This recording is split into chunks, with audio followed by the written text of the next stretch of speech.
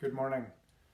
My name is Thomas Reimer, and this morning I'd like to share with you a little bit about what I've been doing during my PhD studies at the Toronto School of Theology.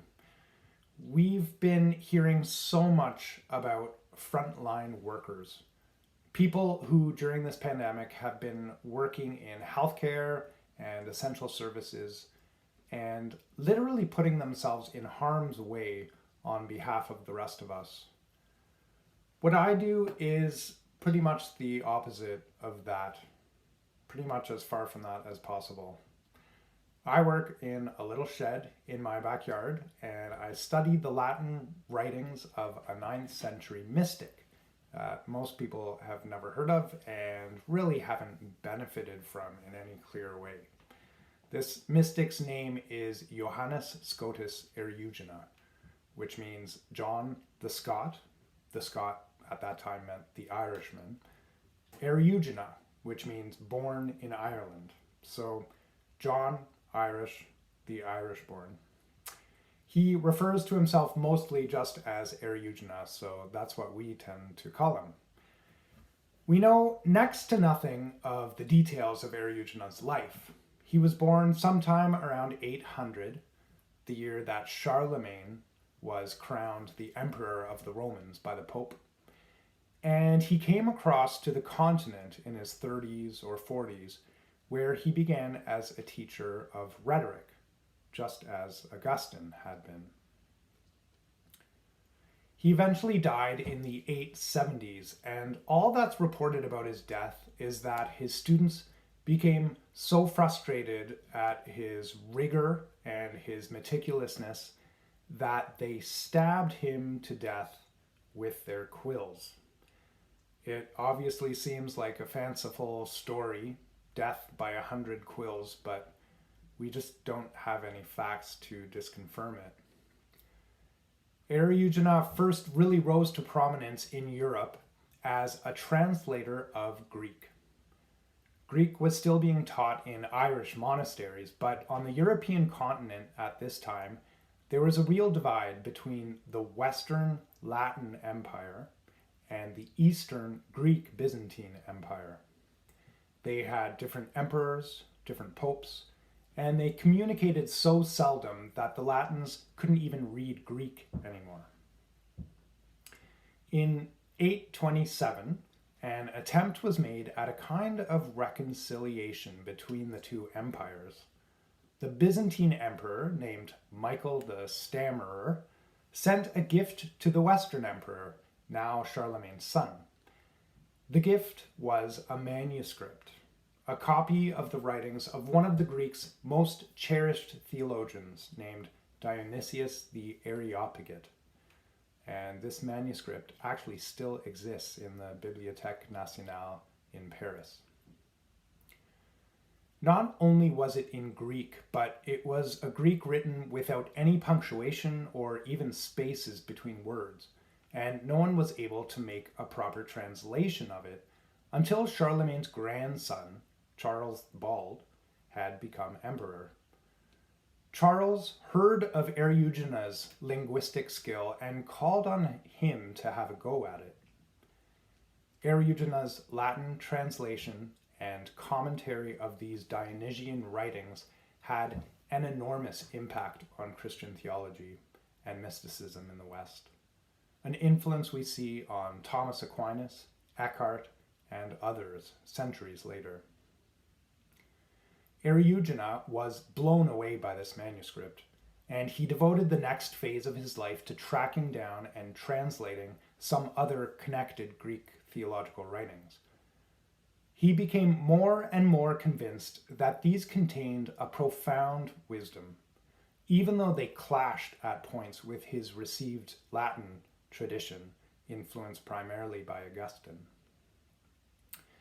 The two empires, East and West, were never really reconciled and in fact grew further apart. But Eriugena, seeing the truth in both traditions, felt compelled to try to bring them together, at least philosophically. He decided to write his own theological work in an attempt to do just that. This work, named the Periphyseon, or About the Natures of Things, is a massive cosmological account of God's creation of the universe and its ultimate return to God, in a way that reconciles and moves beyond both Augustine and Dionysius. This is the work that I'm studying for my dissertation. This Greek manuscript of Dionysius that was gifted to the West is filled with triads, groups of three, modeled after the Trinity. And one of the triads that stood out most for Eriugena was the triad of purification, illumination, deification. This triad was the hallmark of Greek asceticism, or monastic practice.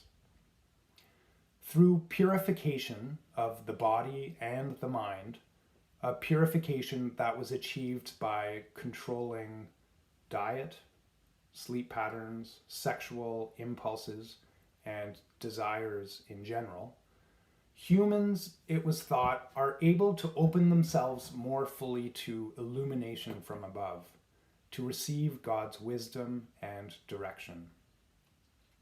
Then, through this illumination, we are transformed and become ourselves more godlike, more good.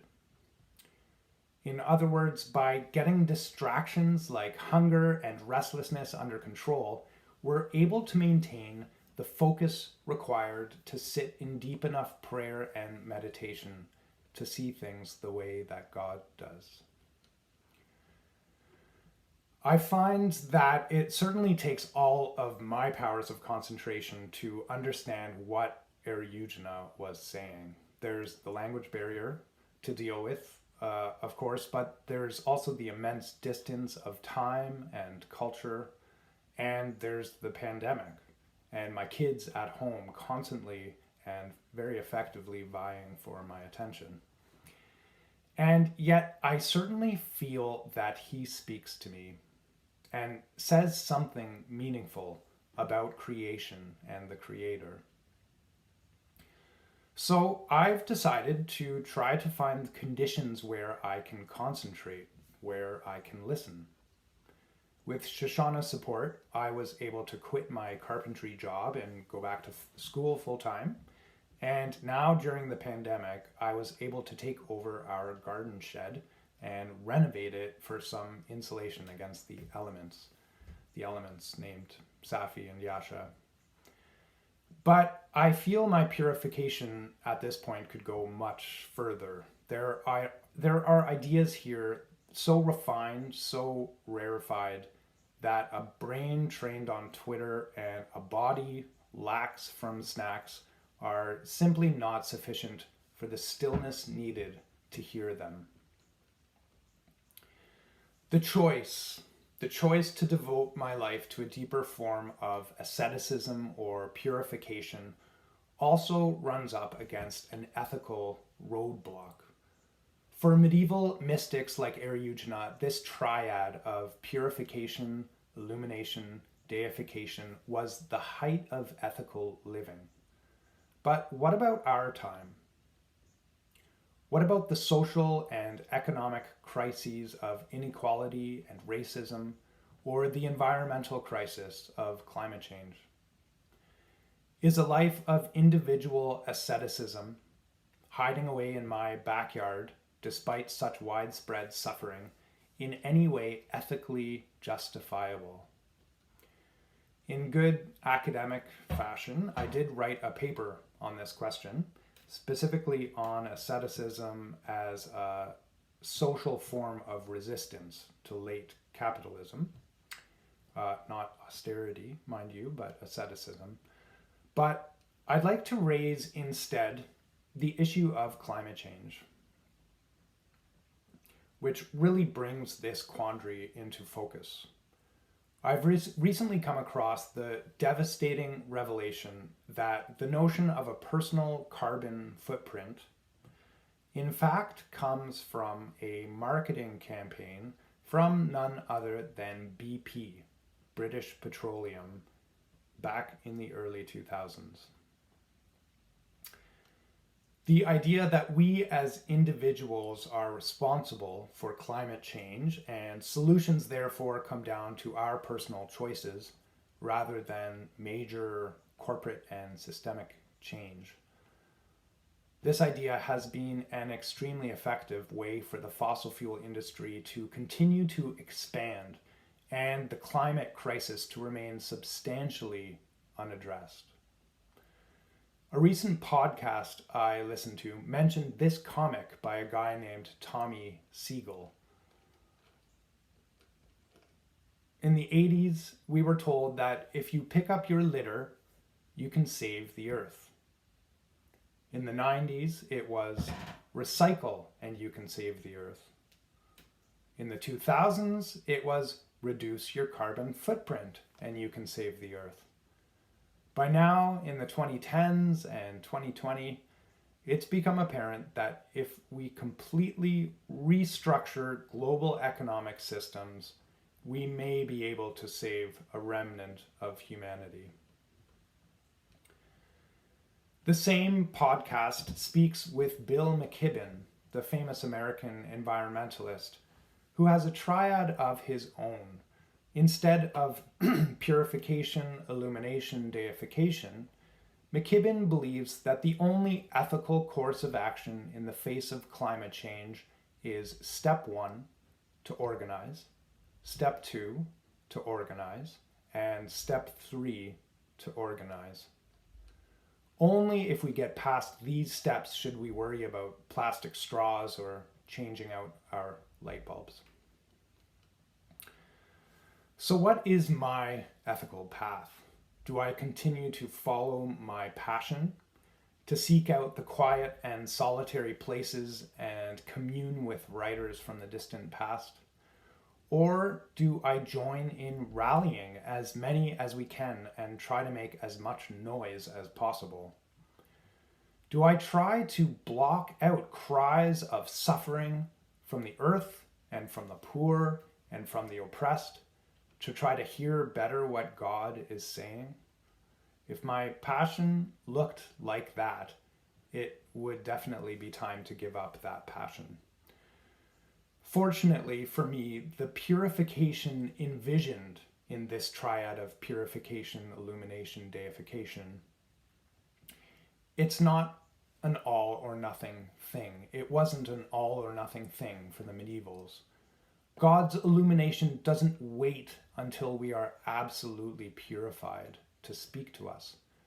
In fact, ascetic purification or any ethical act is impossible without God's illumination in the first place. It's a liturgical process, a call and a response, a back and forth. The same goes for the transformation or the deification. This isn't something just at the end of the road, but something happening constantly.